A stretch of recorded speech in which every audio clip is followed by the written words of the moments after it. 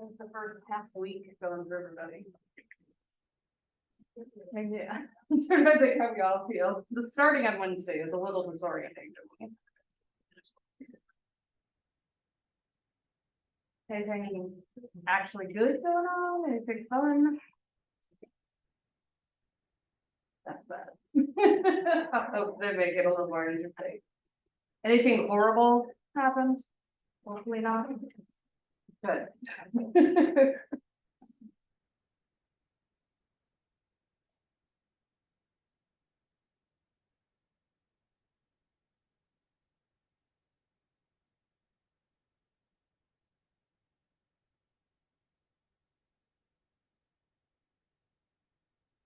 Wasn't very friends.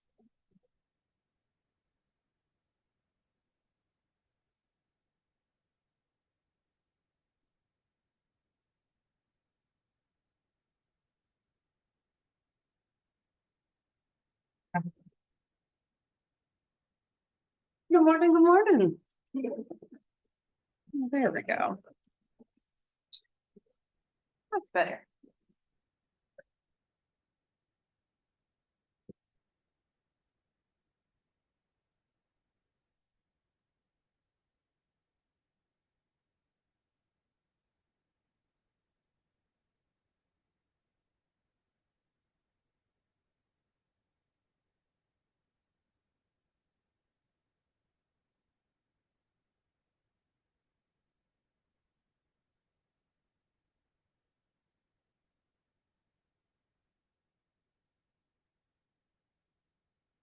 What else I can ask? I know Friday mornings are rough.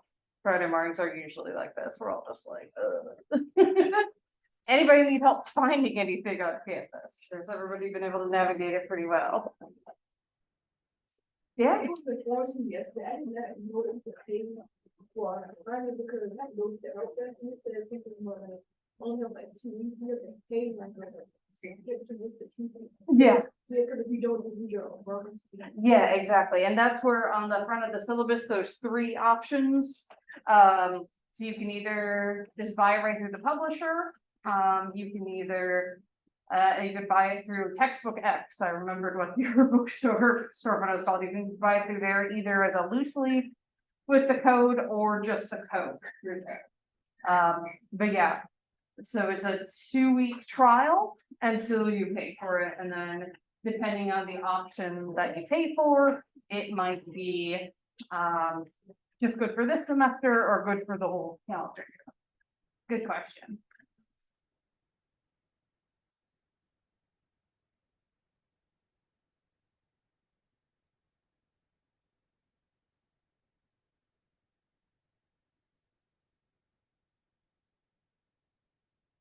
And I know that y'all are still like getting things set up, figuring out where your money's going.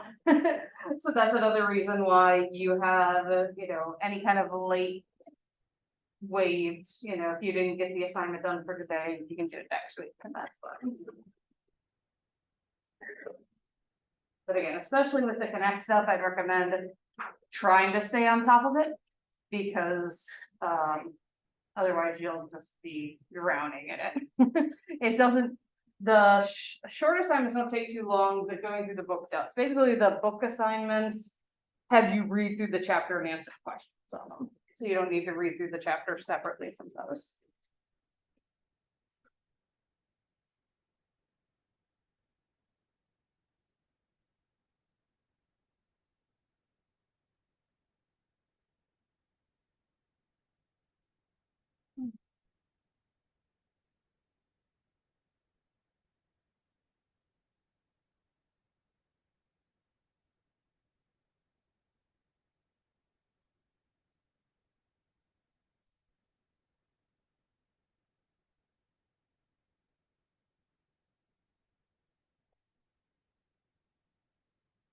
Alrighty, and I will traditionally just leave our door open for better airflow. In the winter, it makes it a little less cool. Right now, it makes it, or a little less hot in the winter. Right now, it makes it a little less of an icebox. So, but if there's ever noise in the hallway, we can close that. Alrighty, so I want to start today by sort of giving more time to familiarize yourself with Blackboard. and some of its quirks. Then I'm gonna have you all introduce yourselves again, just because it's the ad drop, and so we have a lot of shuffling of people in and out of the class. And then we'll dive into our first lecture, talking about what the heck is psychology actually.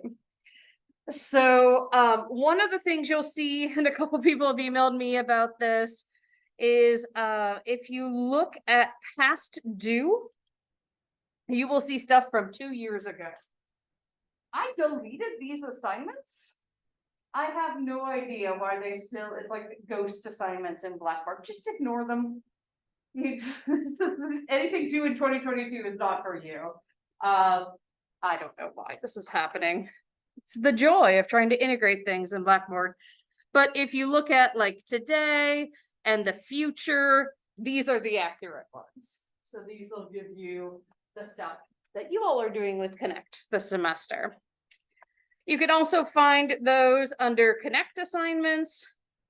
I put up a little like video tutorial for y'all on how to get registered in case you're struggling. And then each assignment, if you click on it, will take you straight to Connect. Oh, it's confused because I'm an instructor in student mode. But hang on, let me get out of student mode and I'll show you what it actually looks like.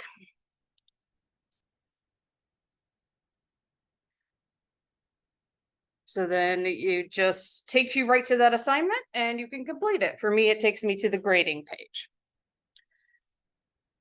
The other thing I wanted to show y'all real quick, that might be helpful. Again, as I mentioned previously, I talk pretty quickly. If you go to lecture notes, you'll see PDFs, PowerPoints, and then a link to the actual Google Slides I'm going to be using. A lot of people have found it helpful to download it and take notes on their laptop, so they don't have to write everything down in the slide. You just have to, put the stuff I'm saying that's not on the slide. But yeah. Any questions after y'all had a chance to reflect on the syllabus, anything like that? Alrighty. So again, let's just go around. I'm gonna have you all say first and last names. And then let's come up with something fun. Your favorite vegetable. Alrighty. So let's start over here today. My name is Gabrielle Washington. I live in Madden. Favorite vegetable is I don't know, broccoli. Alrighty. My name is. Nice.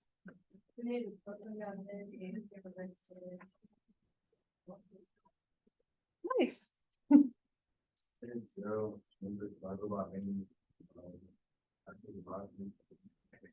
Cool. What was your last name? Sorry. Mosley. Okay, sorry. I heard Bosley and I was like, I don't have a Bosley. Thank you. Yeah, go ahead. Well, my name is Mary Harrison. My favorite vegetable. Yeah, that's, I mean, I know it's a fungus, but I think we love it culinarily and with vegetables. Yeah.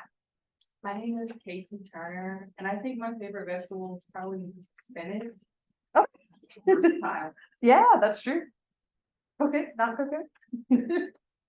My name is John McDonald, and my favorite vegetable is carrots. Nice. I'm Smith and Dice, but I like salmon. And my favorite vegetable is probably corn. All right. I'm Sasha Reynolds, favorite vegetable probably cauliflower. Nice.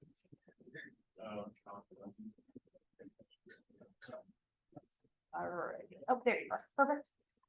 My favorite vegetable is Brussels sprouts. Cool. My name is Amir Pollard, and my favorite vegetable is broccoli. All right, so you say your last name again for me? Broccoli. Okay, perfect. My name is Scott Jackson, my favorite vegetable is potato. Right. My name is Sadie Miller. My favorite vegetable is corn. My name is Alexis Van Friday. Nice. My name is Steve R. Broccoli is favorite. That's nice.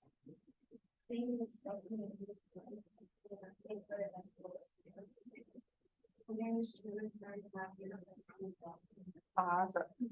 Yeah, I don't know if anyone else has done this, but my husband and I went down a Google rabbit hole over the summer for some reason, trying to figure out like what's a vegetable, what's a fruit, and I think just about everything y'all mentioned is actually a vegetable. So culinarily, again, things like mushrooms, avocado, right, we lump in with vegetables, and that's fine. A vegetable technically is just when you're using part of the plants, like a carrot is a root, things like that. But a lot of stuff we think is a vegetable is not, it's a fruit, just biological. Anyway, that's a really random factoid. But when I was in high school, I had someone use that as an icebreaker, and I've always thought it was the most fun and random one I've ever done. And so I like to use that one. Alrighty, so what I'm gonna do is put up the captions on Google. And I found that these tend to be a little bit more accurate than the Zoom one. So again, if anyone has an issue with where, because I wear a mask, hopefully this will help you to be able to see it a little better. Alrighty, so today we're gonna have days that are a little more lecture heavy, days where we're doing activities, days where we have a mix. Today is gonna be a little more lecture heavy, just diving in, getting everything out on the table. So just started to talk about like, what is psychology? So I think a lot of people will think this, right? That psychology is essentially clinical psychology. That psychology is thinking about why people act or feel in ways that are outside sort of whatever normal is, right? And then how do we treat them? Do we do therapy? Do we give medication? That type of thing. And, you know, what behaviors, things like that. And that is very true. And that's what my PhD is in. I'm a clinical psychologist. But that's only a teeny tiny part of psychology. There are lots of different subfields. And next week, one of the things y'all will do is actually like a scavenger hunt type thing where we look at some of these subfields. Psychology is about a lot of different things. So one is about how we perceive information. This is always a little hard on the projector, but do these circles look like they're moving to anybody? Yeah, okay. So it's a static picture, but because of the way it's drawn, our eyes sometimes make it look like it's kind of going back and forth, right? So one of the cool things we study in psychology is sensation and perception. How does how we interpret outside information influence us? And yeah, when you take Psych 101, there's a whole chapter on that. But it'll come up in a lot of ways this semester, right? Because how we perceive things, how we interpret things really affects things like our psychopathology or lack thereof. So again, we think about perception. Again, it doesn't always work as well on a projector as it does on a normal computer screen. But what should happen is it should look like there's black dots jumping all over the screen wherever one of these is, right? And again, that is just how our mind interprets this. It's again actually a static image. And to get more into an example that's going to relate to the material we'll cover this semester, it's about how we interpret information, even how other people act. So let's say you see your friend pass you in the hall and you're like, hey, how's it going? And she doesn't look at you, she puts her head down and keeps walking. Why did that happen? What are some of the things you could think? Yeah, Having a bad day. she could be having a bad day. What else? Yeah, maybe she just didn't hear you. Maybe the hallway's loud. If you were, let's say, in a bad mood yourself or depressed, what might you think? Or what's like worst case scenario, maybe? Yeah. She doesn't want to be your friend. Yeah, she doesn't want to be my friend. She's mad at me, right? And each of those different interpretations of like this 2-second interaction with another person where we actually don't know what's going on in their mind, right? Can lead to different things for us. You know, if we think oh, she just didn't see me, you're probably just gonna be like, meh, and go on with your day. If you think she doesn't want to be my friend anymore, that might wreck you for the rest of the day, right? And so how we perceive the things around us, even the people around us, is going to have an impact sometimes on our own psychological well-being. It's also about how we remember things. So in a second here, I'm gonna time you all for 10 seconds to read over this list of words, and then on the next slide, I'll have you all try to remember them. So don't write them down while we're looking at them. And go.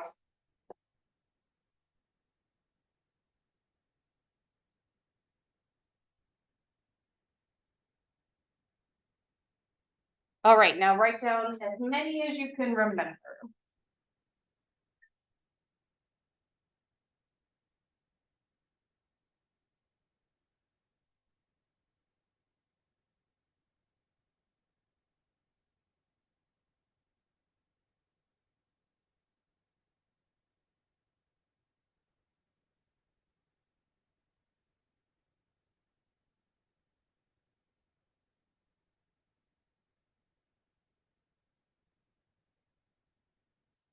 Alrighty. Did anybody write down the word needle? All right, y'all did not get tricked. In one study, 42% of the participants recalled the word needle, and that's because a lot of these things are related to using a needle. Y'all are too smart for it. All right, psychology is also about how we learn things. So why do y'all think kids throw temper tantrums? Yeah, Because they can't understand. yeah, they can't have their way, so they're trying to like express themselves, right? And then what happens? Yeah, for attention, for sure.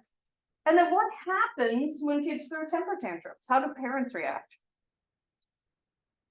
They either give them what they want or they don't give them what they want. Exactly, you either give in or you just kind of move on.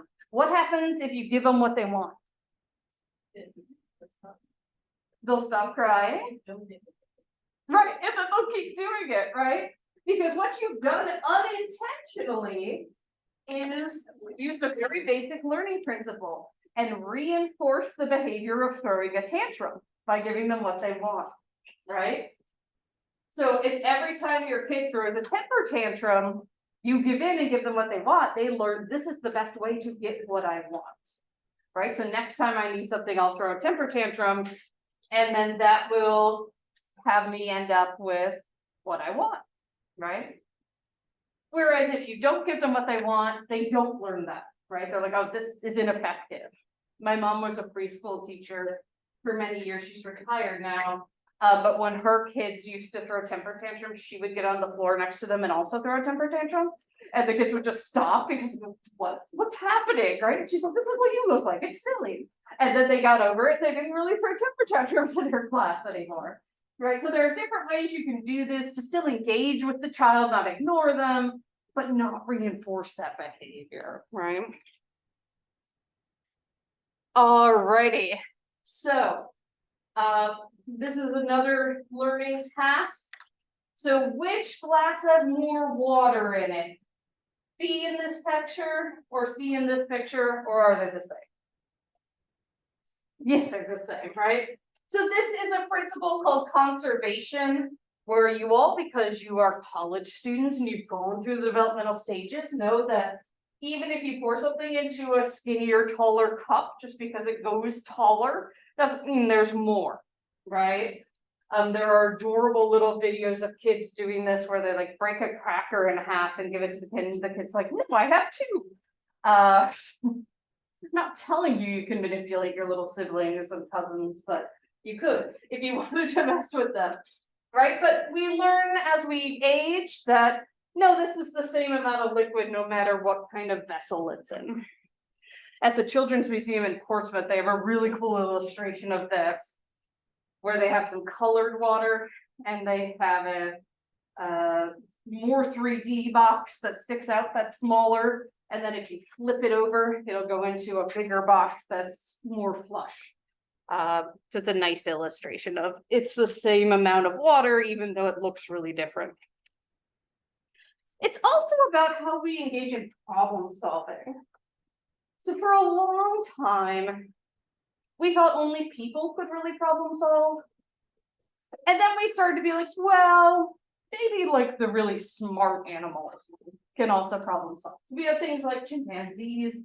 If you're not familiar, bonobo chimps in particular are our closest evolutionary relative. They share 98% of our DNA.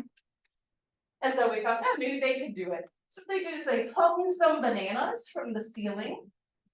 And they knew that this chimp in particular likes bananas. Gave him some boxes. And he eventually figured out he could stack them to essentially make himself like a staircase or a ladder and get up there. And we thought, cool, so the smart animals can do this. Well, yes, but a lot of people don't necessarily think of birds as smart. As I'm in the midst of applying for residency right now, wish me luck, Grammarly has again been a lifesaver with my application in helping me write my personal statement and CV. Grammarly is your digital writing assistant. It's an all-in-one tool that improves your productivity, triple checks your work, and saves you time. Skip this. This one doesn't actually have sound, so we're good. And so here's a, I think a dove, maybe, or some sort of fancy pigeon. And again, you might think like the dove is just gonna like, it's a bird, it's just gonna walk back and forth, right? It's not gonna figure anything out. And as you can see, we had to like modify it. I say we as a biomarker for pigeons. The psychologists had to modify it. So it's a little simpler. There's not a stack of boxes, there's one. But sort of the question is, will the bird figure out that this is something it can do? And it's starting to maybe put some stuff together here, right? Oh, now we got some action. We're pecking it a little, trying to move it. Okay. Oh, almost. Oh, now we push it back. Okay, and then, we need to move it that way. Actually flipped it so it's taller and got to it. Right? And so now we realize that in fact, lots of animals can problem solve. Right? And it doesn't just have to be the most intelligent animals. There are species of fish that like, there's been a question whether they're tool users or not, because they take a clam or an oyster and they'll bang it against rocks on the sea floor. Some people argue if they picked up the rock and banged it, that would be tool use, and this is not tool use. I don't know. It's just they're problem solving for sure, right? Octopuses can problem solve. Someone I know watched a documentary where they said, you know, if humans were wiped out, octopuses are the next species that would like take over because they're so smart. I'm a little skeptical. I think orcas would. Orcas have like the largest brain to body size volume. They have culture. There was a group of orcas in the 80s that went around for months wearing dead salmon as hats. They had fashion. And now they're, you know, attacking yachts. So I think the orcas are the ones we should be fearing. Also, orcas will eat great white sharks sometimes and just eat their liver, leave the rest of it. Seems like a power play. Psychology is also about why people do things, not only what we're doing, but why we're actually doing it. So like asking questions like, why is achievement way more important for some people than others, right? Why do people choose different professions? If we're thinking we're humans, we all think the same, then we should have 7 billion bankers, right? And no one doing anything else. But people do choose different professions. We'll talk about that when we cover our IO chapter. And then why do some people do dangerous and impulsive things like drinking and driving? And again, there's like a host of reasons for this. For some people, there might be actual like chemical things going on in their brain that don't make them respond to danger or stimulation in the same way. I saw a clip recently of the rock climber who was featured in the documentary Free Solo. So if you haven't seen that documentary, there's this cliff face in Yellowstone, and he was the first person to, by himself, without any kind of support rope, climb this cliff face. And they did some testing on him and he actually just like kind of doesn't have a danger signal in his brain. So, you know, that makes sense for someone who might do something that the rest of us would go, I'm good down here, right? But for other people, it might be stress in their lives, right? And they're drinking and driving because they drank because they're trying to cope, and then they don't have support system to get them home. Maybe they don't have money for an Uber, right? And so all these things become a really important part of finding out about human nature, finding about why humans behave the way they do and why particular humans behave in different ways than other humans. So psychology in general is the scientific study of behavior and mental processes. And there are lots of ways that we look at that. Some of them are way more biologically based. There are psychologists who actually are doing brain scan studies or doing experiments with rats where they'll have like an electrode in their brain while they're doing something and they see which parts of the brain are lighting up. Sometimes it's more observational, watching a kid in a classroom, having somebody fill out a survey, things along those lines. And then the mental processes we haven't quite gotten to be able to, we're starting to get to figure out like, how do we read mental processes biologically, right? We're starting to get there. But a lot of mental processes, we're asking people, right? We're interviewing them, we're doing focus groups, we're doing surveys, right? To ask them what's going on inside, why are you making these decisions? So the goals of psychology are, we first had to start by describing behavior, right? The very first thing that anyone who was interested in like mental illness looked at was what is going on, what's a syndrome, what's a disorder. And sometimes these are named after the people. So for example, Alois Alzheimer is the person who first described the symptoms of Alzheimer's disease. Then we start to try to explain it. Why are they doing what they're doing, right? And these could be basic processes, like, again, why are kids throwing tantrums? We just worked through that pretty quickly, right? But someone had to figure that out for the first time. And then it can be predicting future behavior. This becomes very, very important in applied settings, right? So you're testing a kid in school who might have learning differences or ADHD. When you're going to write up the IEP, you're saying what things are going to help, and you're predicting if I give them extra time on a test or a quiet environment, that will help them do better. In clinical settings, right? Someone comes to you, first intake interview, a lot of times your job is, can this person safely leave my office at the end of this, right? Or are they going to be a danger to themselves or somebody else? And that's really tricky prediction-wise because you want to give people as much autonomy as possible, right? You don't want to be locking everybody up. But if that person is going to go out and like be a school shooter, unfortunately, right? You want to try to protect other people and often themselves, right? A lot of school shooters end up killing themselves at the end, or there's a phrase that isn't clinical, but you'll hear in the news, which is suicide by cop, right? That they'll purposely get themselves killed at the end of it.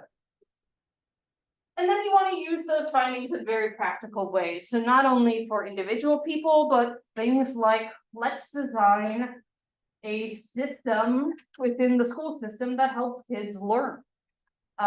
Let's design a prevention program to stop people from drinking and driving. Right, and sometimes these work really well and sometimes they flop. Did anybody in here have DARE during high school? Yeah, a few of you. I did not, but from what I've heard, it's almost like a to-do or like how to do things sometimes. It's like, this is what the drug is, right? And it's not as effective for some people for that reason. Whereas, you know, sometimes they'll put like a crashed car on the lawn of a high school and say like, this is a car that was crashed in a DUI. And sometimes that's much more impactful for people than however many week long DARE course. So psychology is a pretty young science. Psychology is not yet 200 years old. It started in the 1870s. And I'll give a caveat with that, is that as long as there have been people, in particular people who were living together, we've thought about psychological issues, right? You've wondered, why is that guy weird, right? Or why is that guy more violent? Or why is that woman struggling after she gave birth? But it didn't have a science, it didn't have a name before 1879. Many early thinkers had questions about the mind. Philosophers in India, for example, like the Buddha pondered how sensations and perceptions combine to form ideas. And that was back in 500 BCE. In Israel, Hebrew scholars tried to figure out how to link thoughts and emotions to the body. And they concluded we think with our hearts and feel with our bowels. I don't know, right? Feeling with your heart, thinking with your heart, who knows, right? So people have been asking these questions for a long time, but in 1879 is when psychology as a term, as a science was really born. So you had a lot of people from sort of two different sides of things. You had philosophers who tended to conjecture and think and sort of abstractly think about these issues. And then you had the physiologists, people who were actually like, what's going on in the brain? What's going on in the body? How does that relate to how people behave? And eventually those two things came together and you ended up with psychology. And in fact, how it's really happened around the 1870s was a lot of philosophers started to say, okay, we've been thinking abstractly, what if we actually tried to test this stuff instead of just sort of conjecturing about it? And they started doing experiments.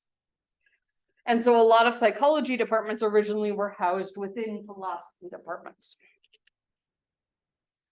We can go back to other sort of ancient and more modern thinkers as well. So back in 469 to 399 BCE, we had Socrates and Plato, who concluded that the mind is separable from the body. This means they thought that the mind was not just biological. They also thought your mind continues after the body died. So the idea maybe of like a soul, right? They also thought knowledge was innate. So you were just born with the knowledge you were going to have. Aristotle was Plato's student. And he said the soul and body are not separable. He argued against his teacher. He said, no, like your soul, your mind, that has to exist within the context of your body. When your body stops functioning, your mind, your soul also stop existing. He also said, knowledge is not innate. He said knowledge grows from experiences that you store in your memory.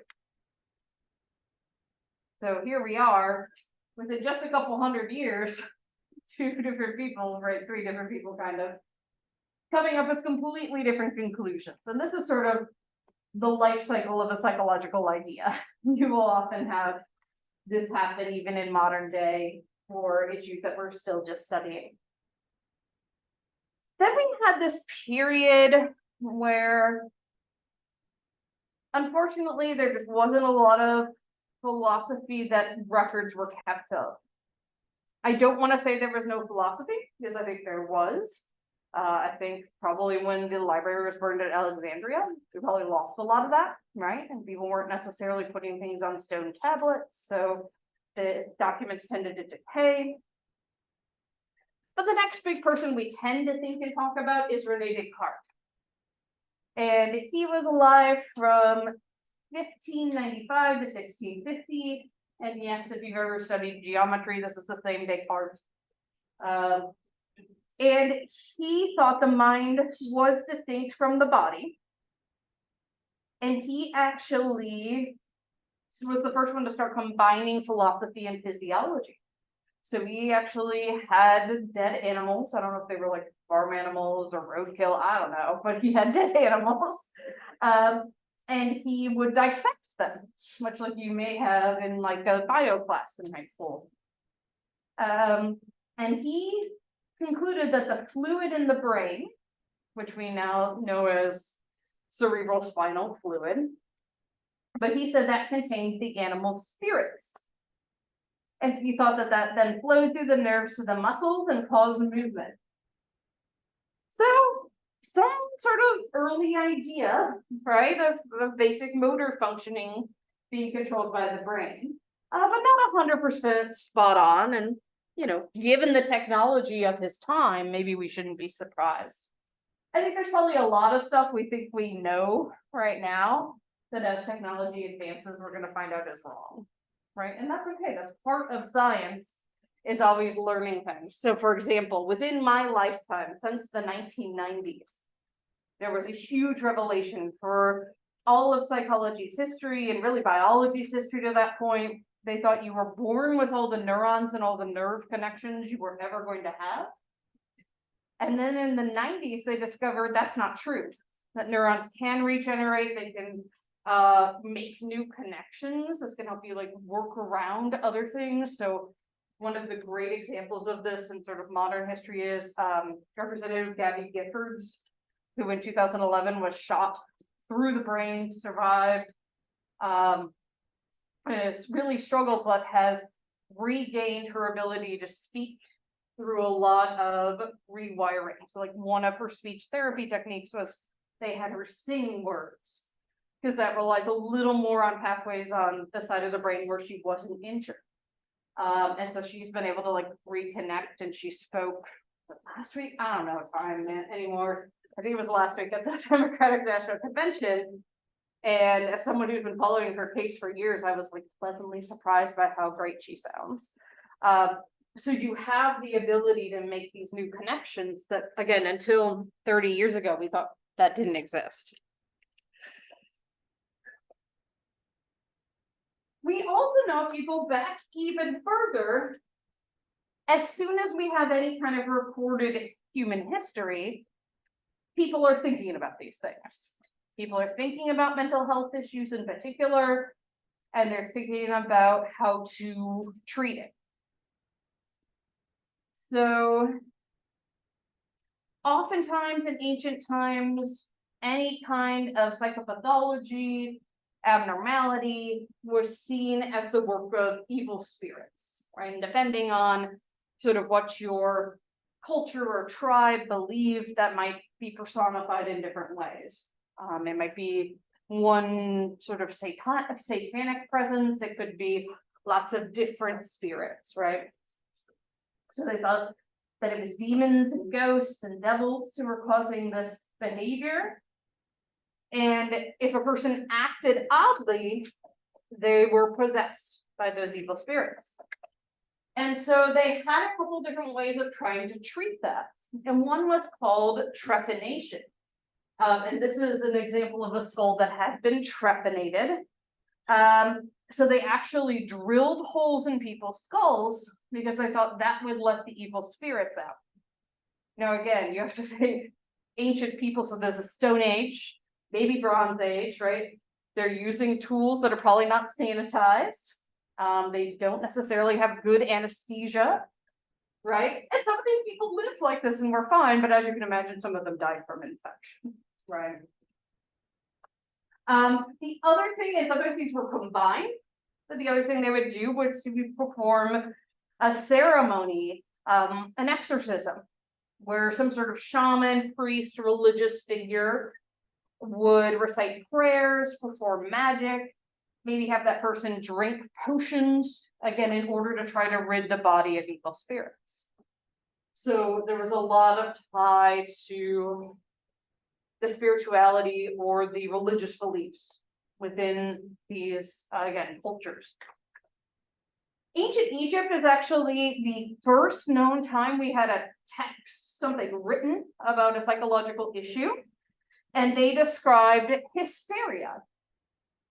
And so hysteria was thought to be something only women suffered from. And if you translate hysteria, and I believe hysteria actually was the Greek word that was translated from the Egyptian word, but it essentially means wandering uterus. So they used to think that your uterus literally got up, kind of walked around your body, and then like if you had non-physiological paralysis in an arm, which happens to some people with some psychosomatic issues, that means your uterus was just like hanging out on your shoulder, right? Or if you were having like emotional issues, maybe your uterus was in your heart or your brain, or I think at some point they thought it was your liver, right? Hopefully everyone in here has enough sex ed to know that the uterus doesn't just wander around the body, right? But this was sort of a first thought on how psychological issues might be caused, and trying to explain why it may affect women more, right? Not taking into account all the psychosociological issues like, you know, women not having as much power, sometimes being abused, things along those lines. In ancient China, they thought that the human body had both a positive and negative force. You will see this culturally represented as yin and yang. When I was in high school in the 90s, I know I'm dating myself, like everybody wore yin yang necklaces, and I'm like, what weird cultural appropriation, right? But at the time, it was just cool. And when one of those was out of balance, that's when you would see someone develop psychopathology. And so one of the typical ways of healing people was to try to starve them, to deplete them of their excess force and create harmony again. Now that might sound really ancient, really, oh, we didn't do anything like that more recently. Well, so this developed in Greek and Roman times, but a lot of these views I'm going to talk about really were in vogue in medicine until the 1800s, maybe early 1900s, so not that long ago, right? So in particular, Greek and Roman cultures started developing names for mental disorders. So we think about things like melancholia, melancholy, that was what they called an unshakable sadness, or what we call depression now. Mania, the same way we use that term now for euphoria and frenzied activity. Dementia, or general cognitive decline. Hysteria, they also, again, pulling from the Egyptians, we know the Greeks and the Egyptians in particular interacted quite a bit. They came up with the terms delusions and hallucinations. And then Hippocrates. So this Hippocrates is the same Hippocrates of the Hippocratic Oath that doctors take. He was really the father of modern medicine. That doesn't mean all his ideas were spot on, obviously. But he kind of came up with a lot of stuff that, as we get more technology, there's some evidence for it. So he and his associates left a body of work called the Hippocratic Corpus, in which they suggested that you could treat psychological disorders like any other type of disease. And they thought that psychological disorders might be caused by some sort of brain pathology, maybe from a head trauma, or maybe influenced by genetics. You know, they didn't use the term genetics, but they would say this runs in families. So again, very modern ideas in some ways. They also came up with this idea, though, of the four humors. And this is really a lot of what persisted for a long time in medicine. So this is very similar to the concept we just talked about of yin and yang, only instead of two, there were four. And the idea was if one of these was out of balance, there was too much of it, too little of it, that might cause physical illness, but also psychological illness. So blood, they thought if someone had too much blood, this would cause moodiness. Phlegm, so if you had too much phlegm, it would cause fatigue. And so you see fatigue here. Yellow bile was if you had too much of this, it would cause depression or sadness. And then black bile, that would lead to anxiety and aggression.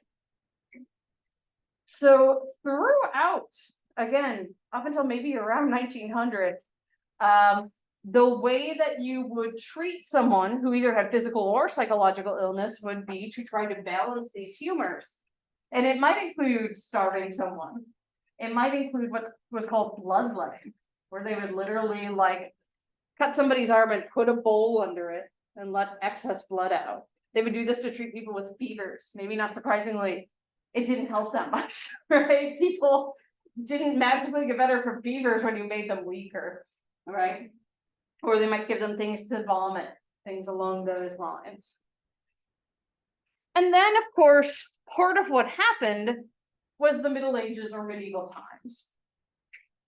During this time, there was a growing distrust of science, which led to a resurgence of the ideas from ancient times. The idea that abnormality or any kind of psychopathology was caused by evil spirits, but here that was personified by one evil spirit, Satan. In keeping with the fact that particularly in Europe at this time, the predominant religion was early Christianity, Catholicism, right? Give you an example, during the Middle Ages, there was on average one church for every 200 people. And so what you started to see was some really interesting things. So one of the things that they documented at this time was mass madness. One example of this was the Tarantella, where people would jump and dance and convulse together. And they would shout, rave, and jump in patterns. So not only the dance the Tarantella came from this, but also they would say these people are raving. And that is the modern word rave, right? If we think about a warehouse party somewhere with lots of glow sticks, right? Same idea. And this seems really odd now that like people would just like all start acting sort of crazy together, right? But as recently as 1992, 21 people at a school had to be rushed to the hospital after developing dizziness, headache, nausea, and stomach pain after one girl said she smelled something odd coming from a vent. These people had no physiological cause for their symptoms. There was nothing detected within the school. And they were therefore sent home and recovered very quickly. Another great story I've heard related to this is, and you know, I don't know if this is like one of those like urban myths, but it's a great story, where there was a guy who was like not very well liked in high school. So he was like, I'm gonna throw a party so everyone likes me. And so he had beer and everything, and everybody was acting crazy the whole night. And then at the end of the night, he's like, guess what? You've been drinking non-alcoholic beer, but people have been acting drunk the whole time, right? Because that was sort of the expectation. This got a little weirder in the Middle Ages, I think, again, because of some of the mysticism and religiosity. So lycanthropy or werewolfism became a thing where people would actually act like wolves, sometimes even think they were wolves. So this is a depiction of that. And then people viewed, in particular women, but often lots of different people who might go against the norm as witches. Any kind of mental health issue was viewed as witchcraft. Anyone who was like advocating against the church was often viewed as a witch. And many were punished or executed. And again, this is not that out there. Here in Virginia, does anyone know who Witch Duck Road is named after? All right, so if you go to Sotera Independence, there's a statue of her. Her name is Grace Sherwood. She was known as the Witch of Pungo. And she, for all modern interpretations, seems to be she like a really nice old lady who like knew how to use herbal treatments, but that was like mystical magic. She must have been a witch. And so they ducked her. And ducking was a process by which you tested or punished a witch. So they took her to the Lynnhaven River. I think you tied the person up and then threw them in the water. And if they sank and drowned, they were innocent. If they floated, that they were a witch. And she floated and she survived. And I guess they just kind of like let her live out her life. And when our now Senator Tim McCain was governor, he pardoned her, 200 or 300 years after she died. So again, this happened here too, where we would just have really strange ideas about people who might be a little different. Alrighty. So psychology started to become a science really with this guy. So this guy's name is Wilhelm Wundt. And he was at the University of Leipzig in Germany. And he was the first person to say psychology should be its own discipline. And so the reason that we mark 1879 as the birth of psychology as a field is because that was the year he established the first laboratory for the study of psychology. He was the first one to say, I'm explicitly going to be studying this thing called psychology. He campaigned to make psychology its own thing. I believe he started in a philosophy department. And he brought the scientific methods of physiology to interpret philosophical questions. And so he said that he wanted to study the atoms of the mind. So if you think about this time in the history of science, this is really when a lot of like basic physics and chemistry were really getting understood. And so he thought, if we look at the mind in the same way, we can get a lot of the same sort of revelations and understandings that we're seeing in the other sciences. He would measure things like reaction time. So he would drop a ball and he would measure the time from when that ball hit a platform until participants responded, and he had them hit like a telegraph key.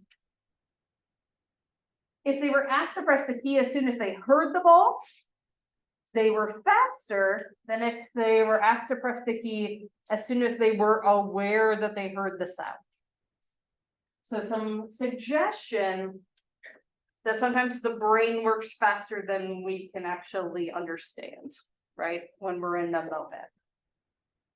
Alrighty, I'm going to wrap up there for today because we're going to get into structuralism and fundamental and functionalism, and those kind of need to be covered together. So I hope you all have a great first weekend. For those of you who are first years, great first weekend back. For those of you who are sophomores and above, and I'll be here for a couple minutes if anyone has any questions.